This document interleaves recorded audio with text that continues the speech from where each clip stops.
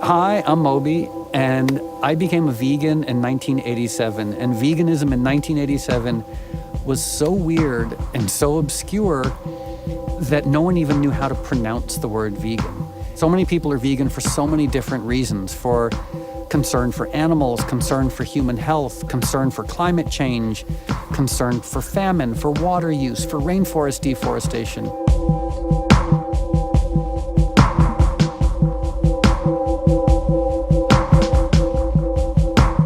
We have the ability to create like a sustainable, ethical, wonderful world.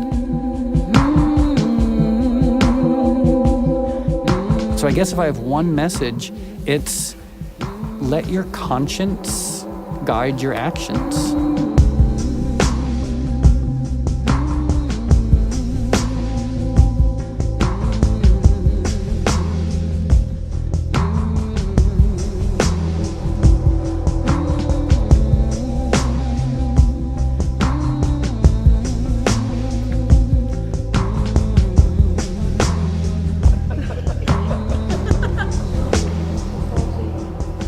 Dit hoort veel hoger te zitten. Ja, dat is nog netjes. Maar ook niet als we deze wat lager doen, dan? Dat is nog netjes. Allemaal namen van vegetarische vleesvervangers of vegan vleesvervangers. In allerlei talen. Frans, Duits, maar nog net niet Chinees. En dat is omdat in heel veel landen de vleeslobby bezig is om deze namen te verbieden.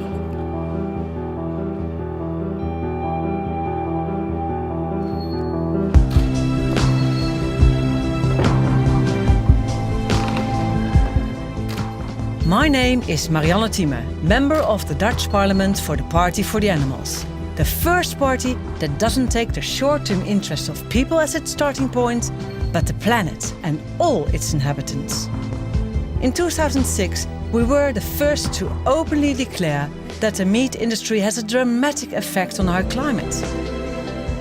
And now look, resistance against the meat industry is growing in leaps and bounds.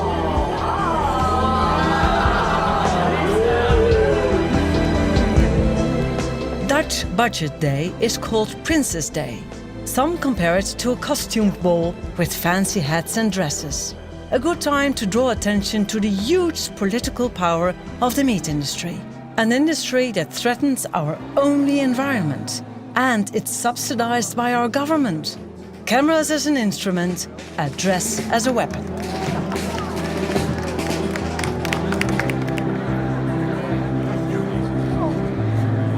Baas boven baas, hè?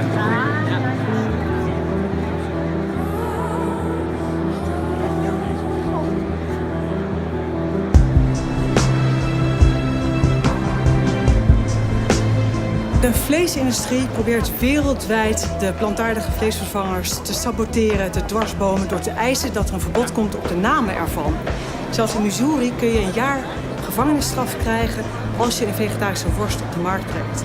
In Frankrijk kun je 300.000 euro boete krijgen.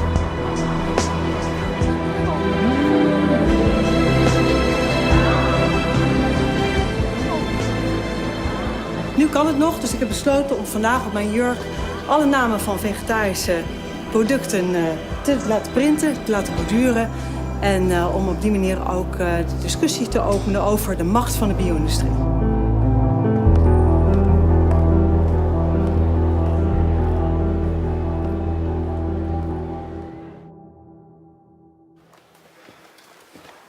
Ik ga Kate Raworth ophalen.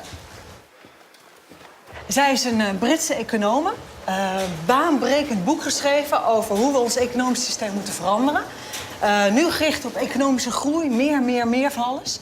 En zij zegt, nee, we moeten binnen de grenzen van de aarde blijven. En we moeten veel meer zorgen dat iedereen ook dat krijgt wat ze nodig heeft. Dus de donut-economie heeft zij bedacht.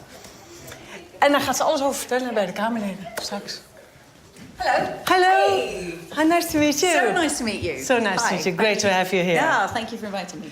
We've got a whole wing now. We started with just 4 rooms. Yeah. But now we've got a whole Oh, wing. fantastic. So we are Wow. growing. And this is my office. Fantastic. And Hey. if you look over there, that's the Tower of Power. And that's where the Prime Minister works. He literally works in there. He literally works there. Kate Raworth wrote The Donut Economy, a bestseller. Throughout the world, the British economist is invited to lecture about her vision on the economy of the future. An economy that takes into account the limits of what the Earth can handle. I wrote the book with the subtitle 7 Ways to Think Like a 21st Century Economist, really to take the long view. And I never tried to make it relevant or appealing to politics. Yeah. Because that's often got a very short view. Really? Yeah, I didn't try to make it work, and I thought I want to not be held back by that. I take the long view. What surprised me is the number of political parties in different countries and across the spectrum who've been interested. And this, I take as a really positive sign. Of course. That in politics there is a real hunger for a new story, a new narrative, a new vision of the economy. I think we need to raise our sights. Ours is the era of the planetary household. Yes. And we have to ask the question, how do we manage this incredible, unique, living planetary household in the needs of all of its inhabitants? Yes. And what does that look like? To me, this is the meaning of 21st century economics, and it means we need to rewrite the models, and we need to start in a different place with a different vision of what success is. To me, we're in the middle of a psychological drama between what I think is the 20th century extractive mindset that are always asking at the heart of companies, how can we extract more financial value? Versus a 21st century mindset that is just beginning to be born, and we see it popping up everywhere, of how many benefits can we generate in the way we produce this apple juice, in the way we design a city. There's abundance of food. There's abundance of products. Well, it's not for all the people. It's just for the happy few. Do you agree on that? If you understand nature, she is abundant. Yes. She can provide everything. Yeah. But not for everybody's greed. But, Right, for the need, as For the Gandhi need, said. yeah. And so we need to redesign our systems and our industries to actually work with and within the cycles of the living world. Yeah. And to me, that's the adventure.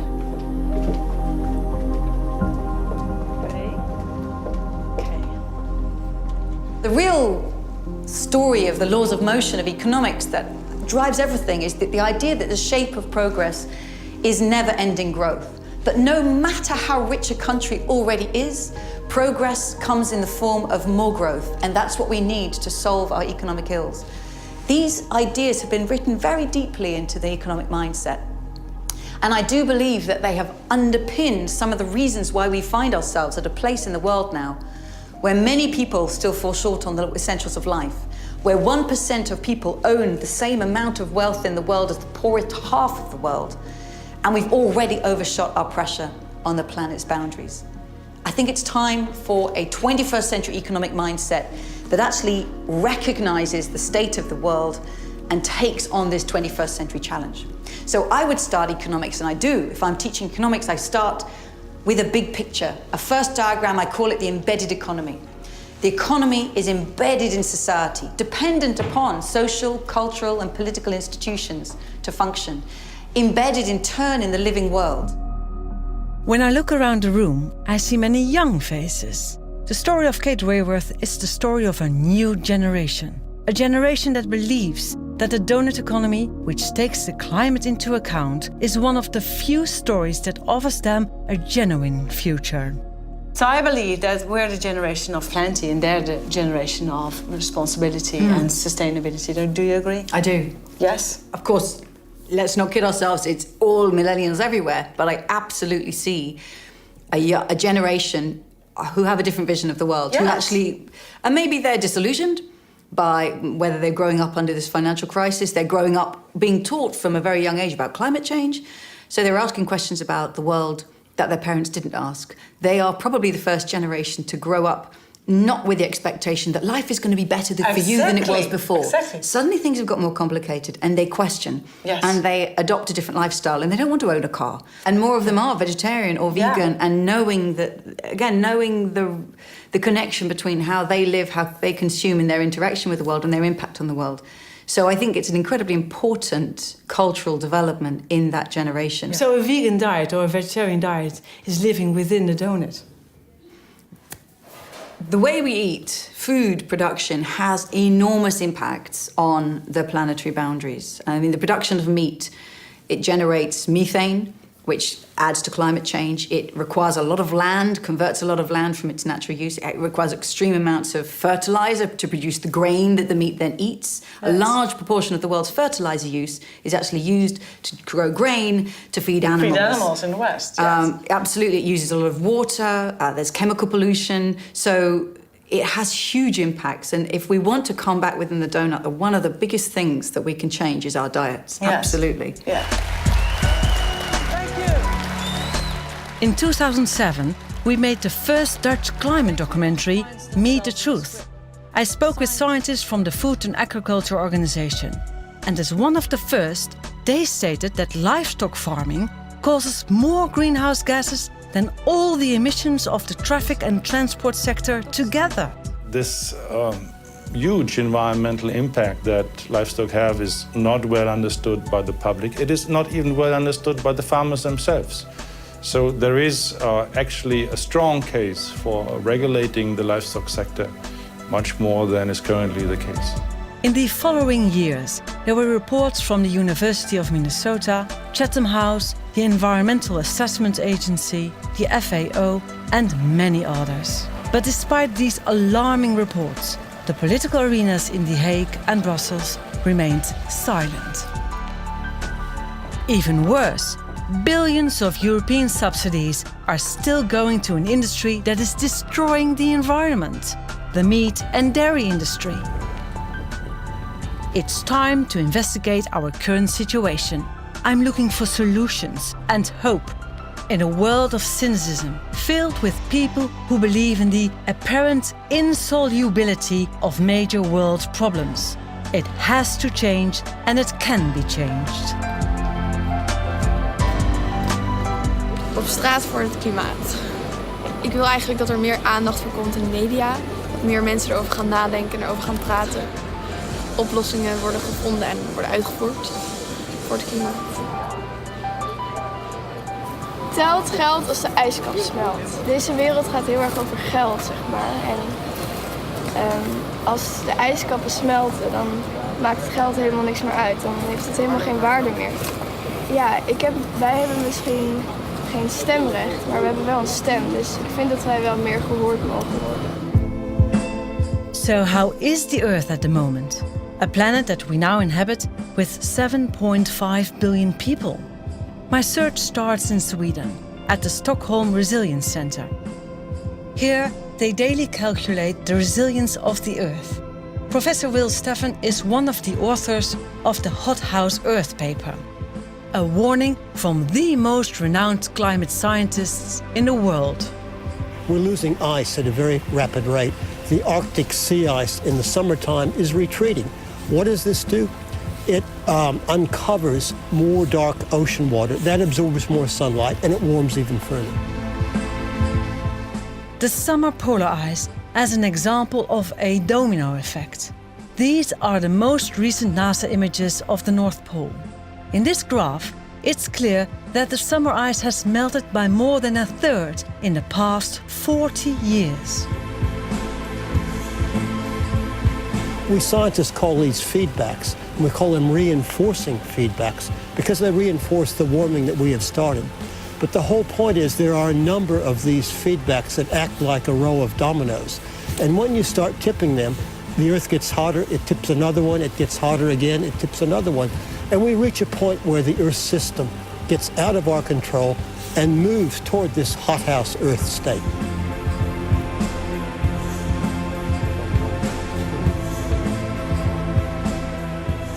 There are tipping elements in the biosphere too. A good example of that is the Amazon rainforest. So what's happening there? Okay, the Amazon rainforest needs a lot of rainfall, as you might guess, because it's called a rainforest. That rainfall comes from two sources. One is the Atlantic Ocean, and that's part of atmospheric circulation. The water evaporates, comes across South America, and drops over the Amazon.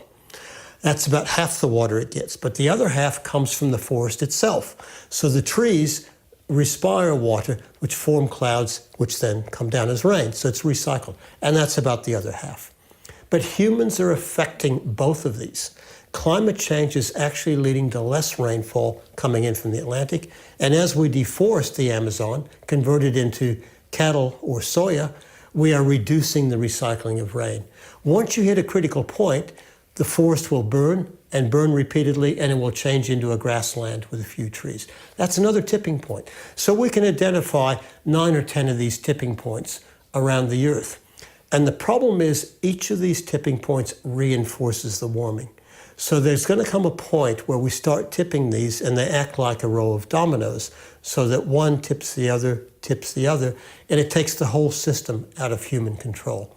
So these tipping points together, once they start falling like dominoes, forms what we call a planetary threshold, a threshold for the entire Earth system beyond which humans lose control. We can stop emitting greenhouse gases, but the Earth will continue to warm because of these processes. Will Stefan and his colleagues have defined 10 areas on Earth that could be the beginning of a domino effect. The Earth's temperature could rise not 1, not 2, but even 5 degrees. The survival of humans and animals is at stake. Because these act like a row of dominoes, if humans push the most vulnerable ones too far and start tipping them, the whole row of dominoes goes down. The Earth changes to a much hotter condition from hothouse Earth. So it acts a bit like this. Let's just tip this tipping element here and see what happens.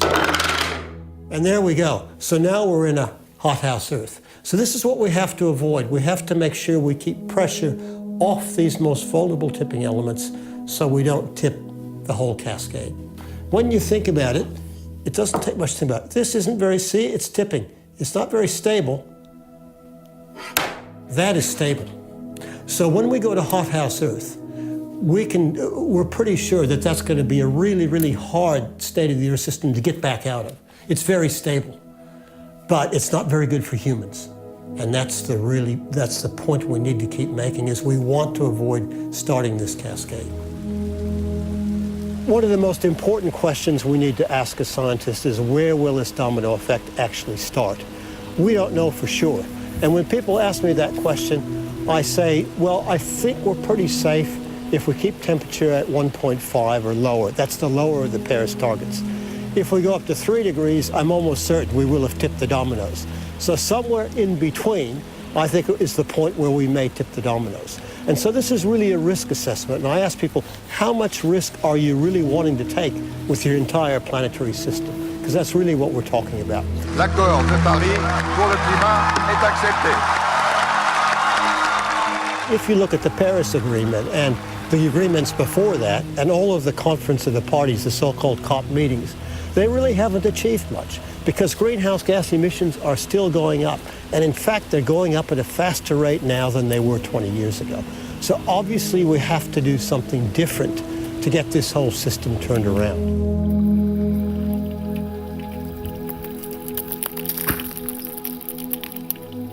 Well, there is an obvious thing we need to do, and that's to get our greenhouse gas emissions down very rapidly.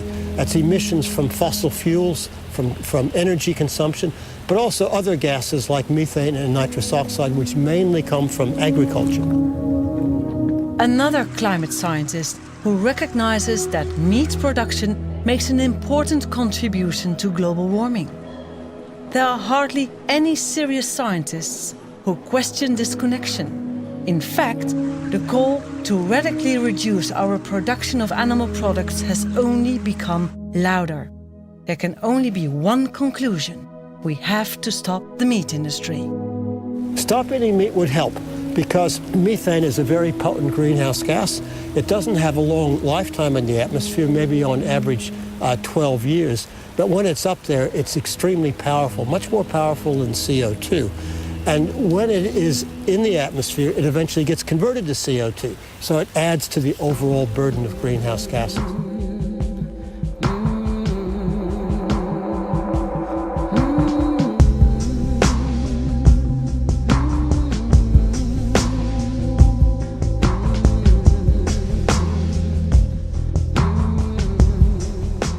our way to London. The Guardian newspaper calls it the vegan capital of the world. Well, at least of Europe, I think. It's a bustling city. There are many new successful vegan and vegetarian restaurants and shops. I noticed this optimism in this restaurant, Gautier Soho. This Michelin-starred restaurant is at the center of a process of change.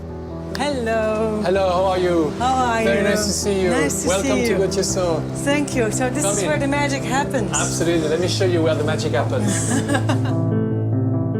The chef Alexis Gautier has become vegan, and since 2019, he only cooks vegan meals in his French restaurant.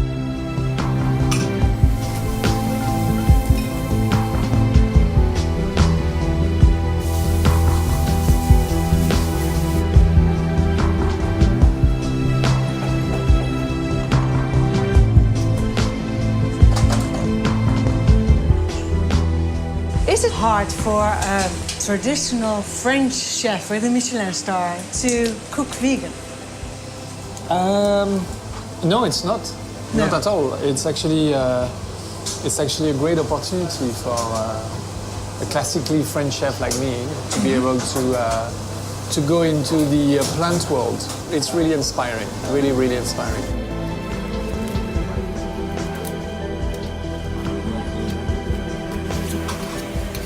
My vision, or what happened to me, is a little bit different.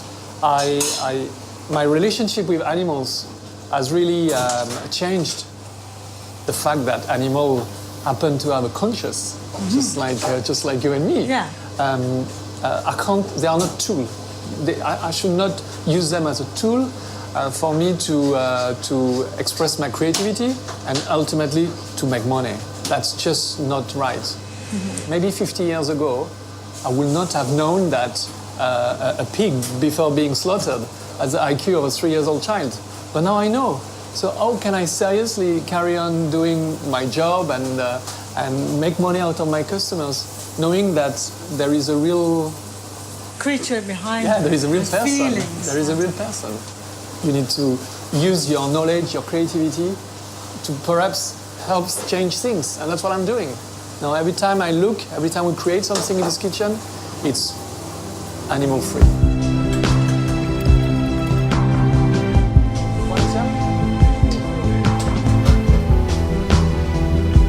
Before you became vegan, what was your signature dish? Obviously, as a French chef, I grew up eating foie gras. You know, foie gras is this dish that you open for Christmas at home, and when you're a chef, you really feel you're a chef when you master the art of making a beautiful foie gras without guilt. But obviously now, I don't want to see foie gras. I don't eat foie gras. I don't use foie gras. But for my customers who came to my French restaurant and when perhaps not prepared to embrace my veganism, I think it was one opportunity to show them that we could actually create something which was almost as good,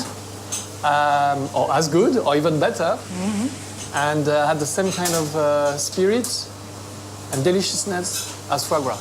So we worked on creating something which is like a pâté. Oh, wow. You know, and yes. and we use the traditional French jars. It's still very French. It's like rustic and delicious, and this is our root. For French roots are here, but they are pain-free, they are abuse-free, and more. I think and they are delicious. Actually, I tell my customer, it's this because first is the future of food. Yeah. And secondly is, now I've realized that there is a life beyond eating animals. Just try it. Yeah. Just please try it. Just see. Free. Just see how we can be as creative, still retain our Frenchness, and still do our jobs, and but while applying a very a vegan state of mind.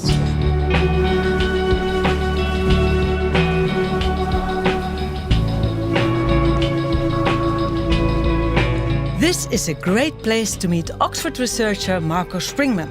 He has published several studies on the impact of our food on both health and the climate. His most recent research was presented at the World Economic Forum in Davos. Well, we try to connect health and environmental dimensions of the food system, with a particular focus on dietary change. And we do that because the food system is so complex, right? I mean, we eat every day, and what we eat has tremendous impacts both on our health and on the environment. It emits a quarter of all greenhouse gas emissions. It uses 40% of land, over 70% of fresh water, and tremendous amounts of fertilizers, which lead to dead zones. So clearly our food choices have a lot to do with the environmental degradation that we see and feel, but at the same time it leads to chronic diseases that are on the rise, like heart disease, stroke, cancers, diabetes, and overweight and obesity if we don't watch how much we eat, right? Yeah. So I think by connecting those aspects, we can really say something about what might be some choices that sort of optimize both health and environmental impacts. Marco Springmann calculated what the impact of our diet would be in 2050, the year when CO2 emissions must be drastically reduced. He used 4 scenarios for his research: the average menu of the average Westerner, a menu according to the guidelines of the World Health Organization, a vegetarian lifestyle, and a vegan lifestyle. His conclusions are spectacular. So we have 1, 2, 3, 4, 5, 6, 7, 8, 9, 10, 11 zeros. I hope I got that right. If the world switches to a vegan lifestyle en masse, it could mean 8 million fewer deaths a year. Food-related CO2 emissions are then reduced by as much as 70%. And this plant-based lifestyle prevents future climate and health damage, saving $1.5 trillion per year. Unbelievable. It's hardly imaginable how much that is. I mean, of course, those are all sort of forecasts, right? Of course. And we do that to really illustrate what might the benefits be of dietary changes. And we also wanted to really put a dollar value on it to see what kind of political policies that usually come with a price tag would be worth implementing. And with this high price tag, you can imagine that lots of public health policies or environmental policies would, in a sense, pay for themselves if you factor in what the health and environmental savings would be. Yeah, unfortunately, in politics, it's always about numbers.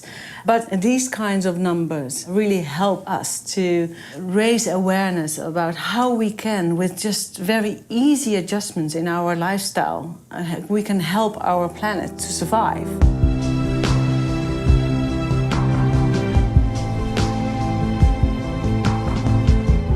Mushrooms, shallots, garlic, plenty of herbs, cognac,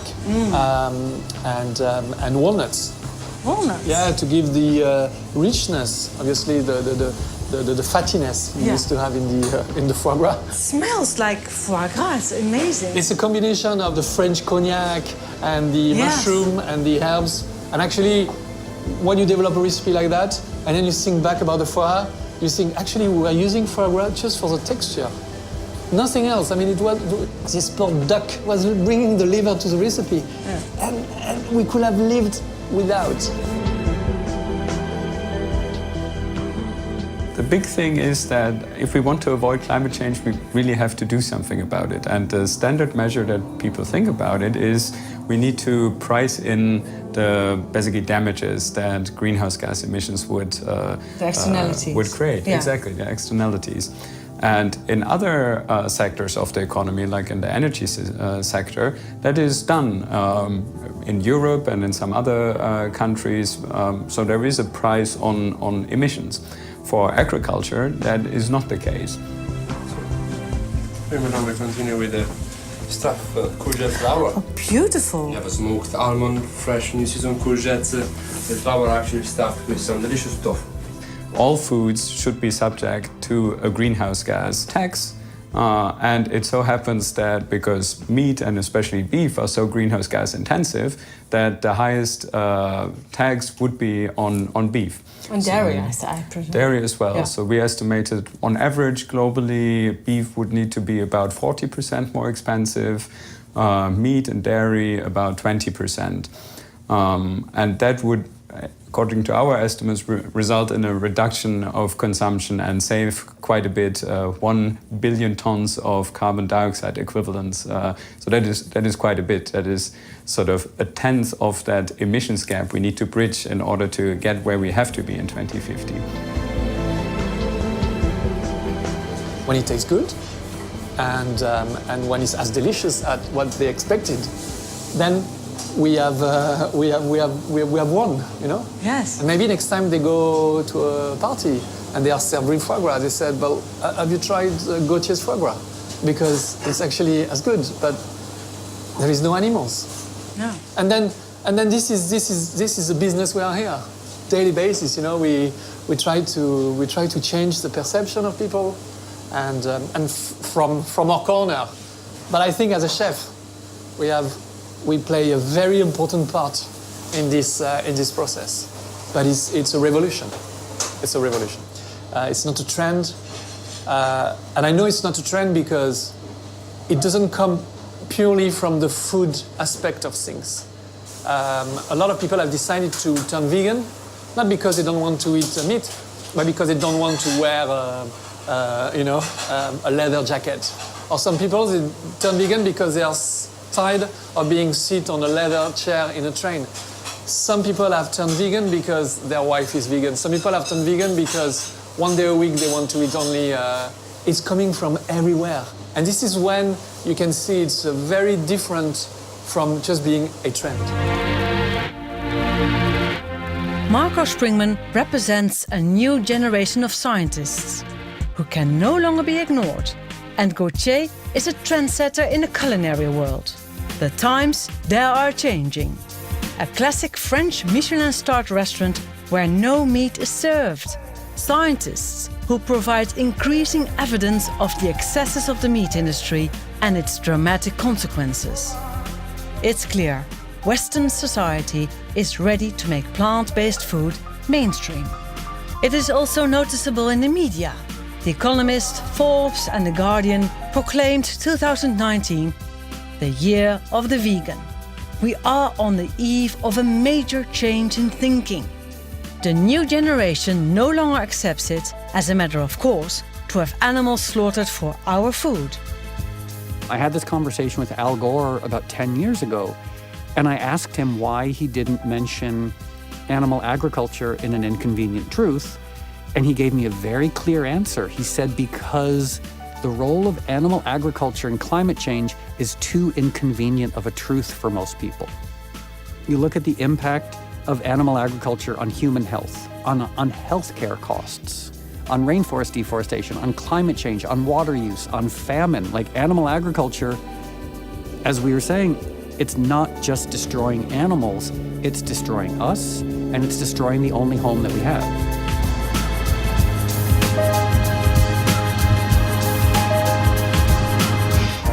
I'm on my way to Oxford, a renowned university that is still an icon of classical British conservatism, but it's also one of the most progressive universities in the field of the climate.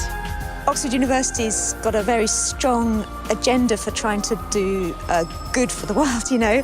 So we want to do research that's actually going to have an impact in the real world, and that's going to make a difference to policy and practice. I'm meeting with Joseph Poore. According to The Independent, this very talented researcher carried out the most comprehensive research ever into the impact of the meat industry on the planet. So we assessed the environmental impacts of 40 different foods based on data from 40,000 farms from countries all around the world. And we assessed these impacts across the whole food supply chain, so from the clearance and deforestation of land for agriculture, right through to processing, packaging, transport and retail. And we did this for 5 important environmental indicators: land, how much land is used to produce the food; greenhouse gas emissions; water use, and 2 measures of ecosystem pollution, acidification and eutrophication. We've collected data from about 750 studies who've gone to farms around the world, to retailers, processors around the world, and collected this data on how much fertilizer they're using, what the crop yield is, and what the animal product yields are, stuff like that. Poore's research started as a study of the most sustainable animal products to give consumers the opportunity to make a responsible choice when they are in the supermarket choosing meat products. But Poore very quickly concluded that sustainability does not go hand in hand with eating meat, milk and eggs. If you go out into the shops, it's going to be better to change what you consume rather than try and purchase sustainable meat or dairy. And another conclusion, as we scale these results up to a global level, we found that adoption of meat and dairy-free diets is probably one of the single biggest ways to reduce your impact on Earth. Reduces the land we need to produce our food by 3.1 billion hectares. It's an area this size of the entirety of Africa. That would take pressure off the world's last remaining tropical forests and possibly see land revert back to nature. Cut the world's greenhouse gas emissions by 23%. It's the same as the emissions of the USA and Europe combined. It would also reduce our impact on ecosystems and reduce the amount of water we use. These are just tremendous potentials of diet change. Absolutely. Joseph Poore literally put his money where his mouth is. During his research, he completely stopped eating animal products. I think it also changed your perspective on what politicians should be doing and the fact that we actually can and should be taking a much stronger position on the environment, which is, in my opinion, one of the biggest challenges we're going to face in the 21st century. So your fork and your knife are the most impactful weapons against climate change. As an individual, I think that's true. So it's the biggest way to cut your land use, and that would take enormous pressure off the world's last remaining tropical forests and natural ecosystems. It's one of the biggest ways as an individual to cut your greenhouse gas emissions, your water pollution, your air pollution, and your water use. It also has impacts on some indicators we didn't assess, environmental indicators such as pesticide use, toxicity. Currently in the US, 80% of antibiotics are fed to animals, 20% are fed to humans. So, the animal production system sits at the heart of such a large range of environmental problems, and diet change, vegan diets are a really powerful solution to change and reduce these impacts.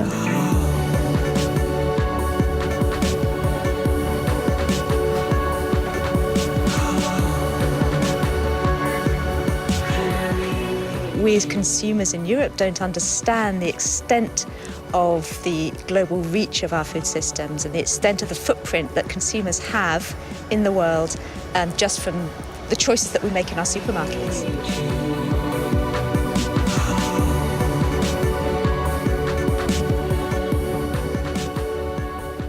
What should be the role of the government, of politicians, to have a more sustainable food system? Today, the governments around the world issue $500 billion of agricultural subsidies. So they control a massive amount of money. Small policy instruments as well could change the way consumers understand the environmental impacts of food. For example, labels, mandatory environmental labels on products. Policymakers could also require that producers actually measure their environmental impacts on farm. So there are small changes, and there's also this very large sum of money that policymakers control. At the same time, though, consumers and retailers have a role in this. Dietary change, vegan diets have a huge potential for the environment. Equally, there's all the variability, the different ways of producing a product show that producers as well have a very significant responsibility. And it's got to, we've got to have action on all 3 fronts. But is it the responsibility of the government to change the diets of people? I think if governments in the 21st century don't take significant action on the environment, we will look back and say that there are many small changes and big changes that could have been made that weren't by governments. And I think that looking back and saying that they didn't make those changes That would be a very easy and clear finger to point when there's so much power there to do something good.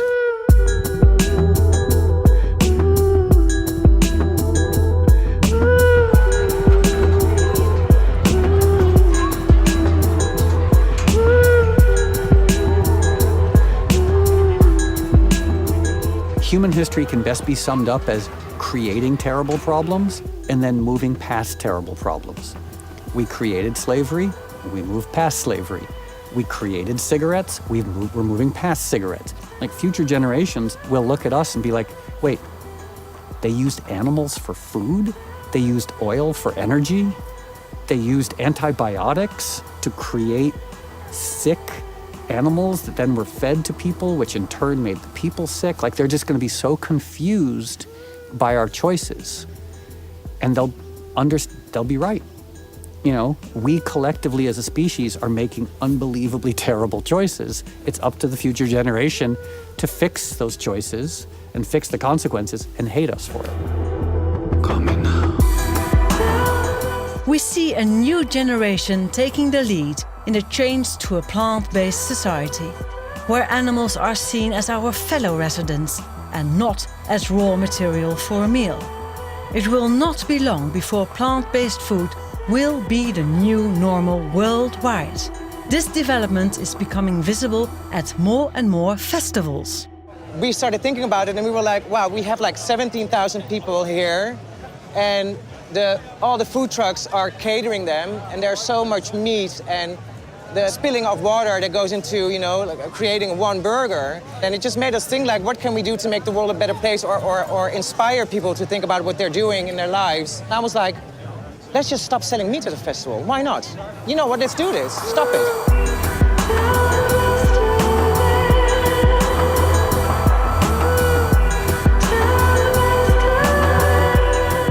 When we released our food line, because everybody was like, oh, it's just going to be tofu and quinoa. That's the only thing we're going to eat. And then we released our food line, and everybody was like, oh, fuck that. Yeah, I don't care, there's no meat. It's delicious what we have. No complaints. Ik ben echt dol enthousiast over. Ik heb het ook echt zo tegen mijn huisgenoot gezegd. Al het eten is vegetarisch. Ja. Ja hoor, ja, dat is echt een hele grote stap vooruit. Ik denk dat alle festivals dat zouden moeten doen.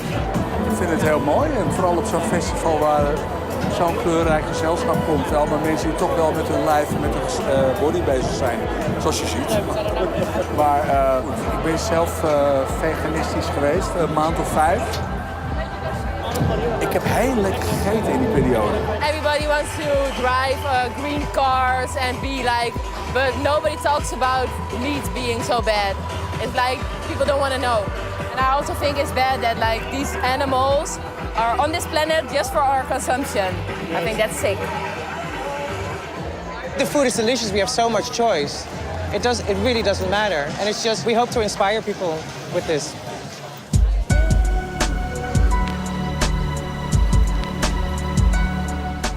In society, you can find an increasing number of pioneers who quickly develop initiatives to achieve a more sustainable world.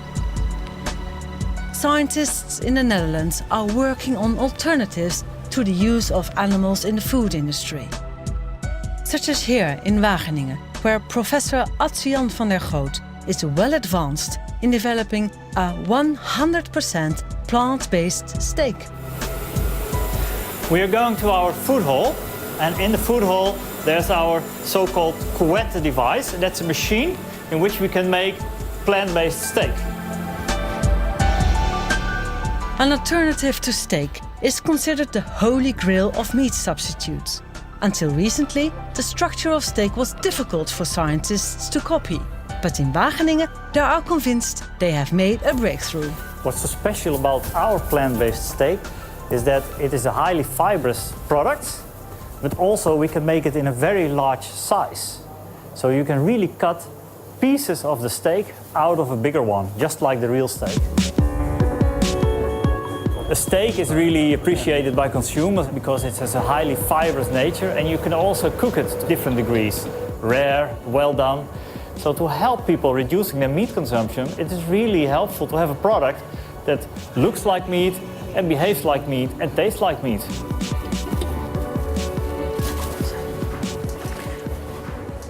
This is the dough, and we're now going to fill it in the filling system. We're going to put it in the filling system.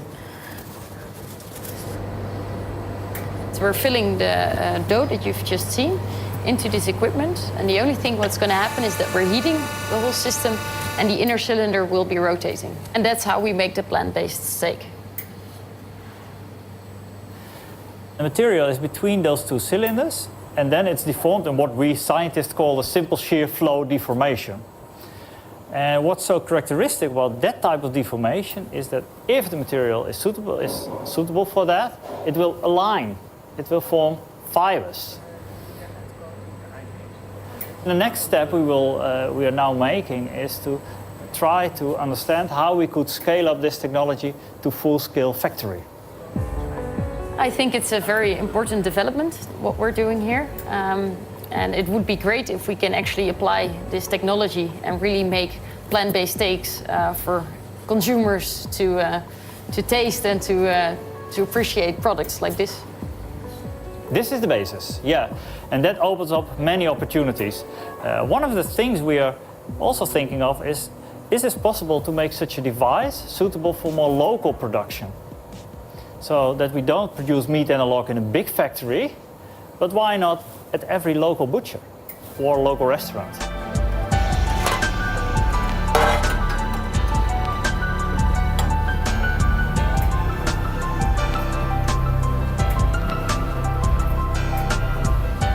I'm now going to cut a small piece so that we can take the sample out.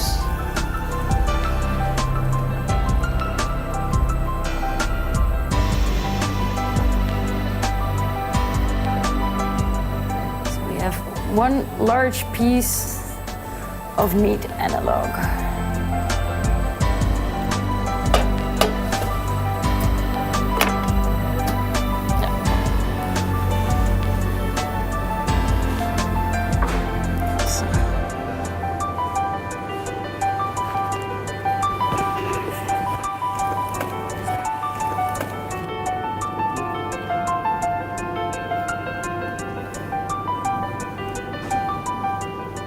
So now we are looking at the structure. So if we created a fiber structure during the process, which resembles meat. This looks like a good piece of plant-based steak. The size makes it impressive, and that's really a new feature, let's say, for plant-based meat products, that it can be this thick and that large. So you can really cut a piece of meat out of such a larger piece, just like the real meat. I think this can be part of the future, yeah. In a few years from now, I think you should be able to buy those products, maybe in a shop or maybe in a local restaurant.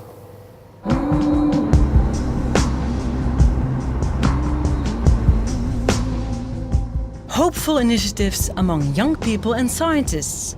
But what about the demand for plant-based food? For the answer, we need to go to Sweden, to a company that is in the top 10 restaurant chains worldwide, while food is not even their core business activity. That is why the Swedish furniture giant is an important international barometer for the emergence of plant-based food. We have about 680 million visitors that goes through our restaurants, our Swedish food markets, our bistros on a yearly basis. And if we measure it in that context, I'm sure we're one of the bigger food companies in the world, yes. It's a privilege to have that many people, of course, but it's also a great responsibility. It's very important that our customers know where we have sourced our things, that we do that in a responsible manner, that we have standards that we want to live up to when it comes to animal welfare, and what we offer to our customers. And over the last years, to have a plant-based offer is something that our customers request, and that's a movement that's going on, and we want to be part of that. At times, perhaps even inspired to that.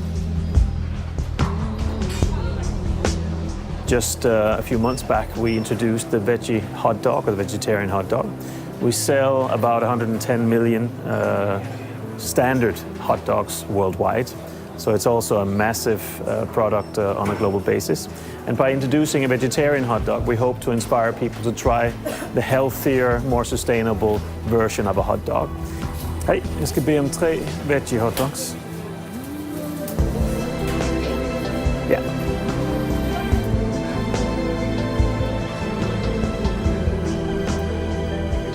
It is about having a product that appeals to the broader masses.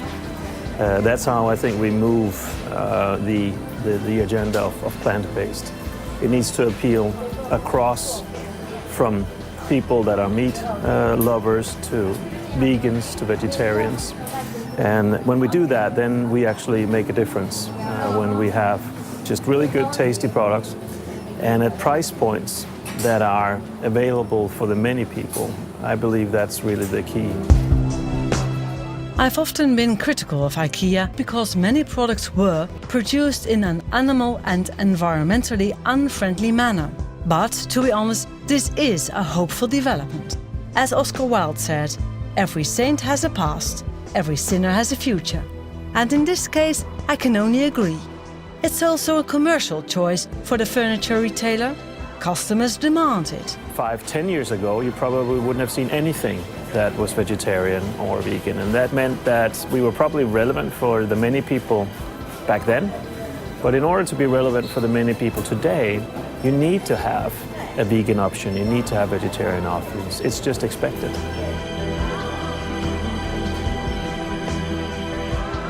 Oh, the future is here. Absolutely. I believe that it was already here a couple years ago when we started, but it is here now. And there is no turning back when it comes to this trend, in my opinion. And we have a food system that needs to be challenged and needs to be redesigned, remodeled, if you will. At IKEA, meat products are on their way out, including the Swedish meatballs. And it's moving faster than we think. Meat giants such as Tyson in the US, Unox, Kips and Zwanenberg in the Netherlands are also developing plant-based products. The importance of what you eat and how you share it in social media has really changed the game tremendously. And we see younger generations that are much more informed and are much more inclined to make their choices based on what they get offered. And I believe that they take in lead in the food revolution. I usually explain it by my own daughters that are both vegetarians. We come out of a traditional meat family. My father was within the meat industry and I've grown up in that environment. But they've made a choice to go vegetarian and perhaps even flirt with being vegans. And they do it because of social concerns, because of concerns about the environment, about the sustainability. And they want the players where they would put their business, where they will buy something, to have a point of view and take responsibility. And that has started a movement that I don't believe will go gradually, but actually exponentially. Because I do believe that it changes behavior. I see it in my own case, in our own house, how their behavior has changed how we eat. And I think, again, a product like this is a good example. I found out that, I'm not actually cheating myself by eating a great product, because you can do fantastic products that are plant-based. And through that, we see that it actually now spreads across generations. It is not, I think the young generation have to have credit for taking lead, but it's spreading throughout. We see all kinds of generations going for the more sustainable options and actually going towards more plant-based.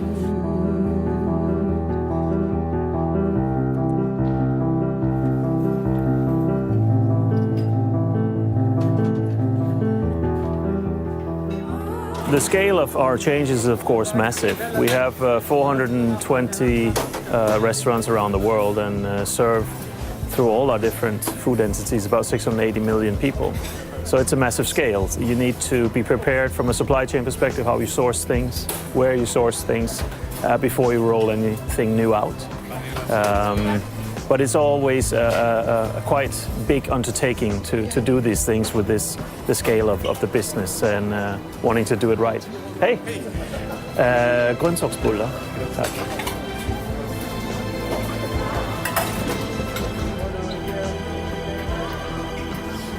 When it comes to our long-term plans, we are focusing a whole lot of our resources and best product developers to focus around plant-based alternatives. Plant-based alternatives in a restaurant But even in the desserts and soft ice is an area where we sell a lot of the traditional dairy-based soft ice, where we'll come in with oat-based or plant-based soft ice over the next 6 to 12 months. I think most people have started to understand that there is a dialogue to be had around the food industry at large, and also started to understand that there's a lot of great products out there. It's really that simple. There's a lot of great food that, when it's made from the bottom up and it's plant-based, is really good. It's good for the environment, and you do something good in that direction on a topic that I think most of us agree that we need to do something around. But you also do something for your own health.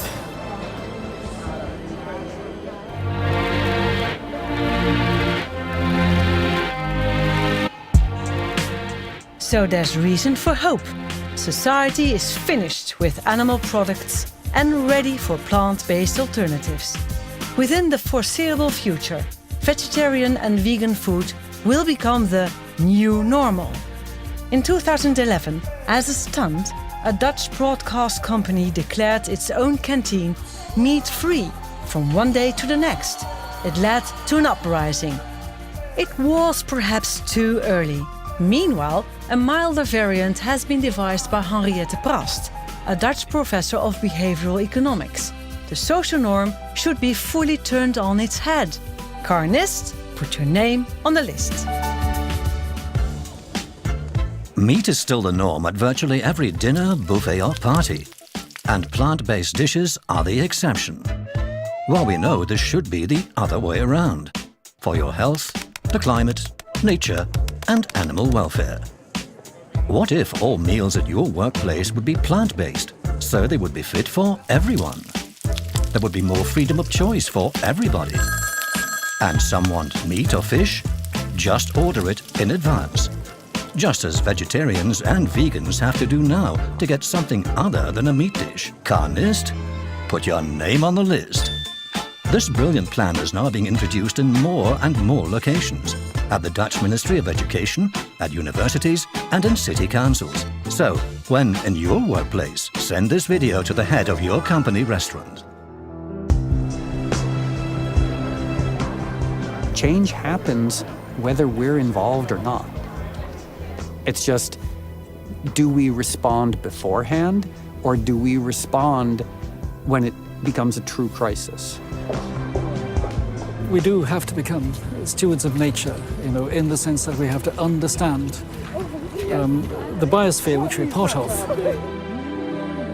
Whether it's chemicals or food, we need all our industries to work with and within the cycles of the living world. Now I've realized that there is a life beyond eating animals. Just try it. Yeah. Just please try it. It's such a sea of opportunity in terms of creativity. And I very often compare it to discovering a new planet for a chef. Because there is nothing can stop us. It's a revolution. It's a revolution. Absolutely. The future is here. And there is no turning back when it comes to this trend. We see all kinds of generations going for the more sustainable options and actually going towards more plant-based. Humans can be inventive, we can move quickly, we've seen in the past, and that is what gives us hope, is that we are a very clever species, but we have to realize that time is running out and we have to move now. Not in 2025, but now.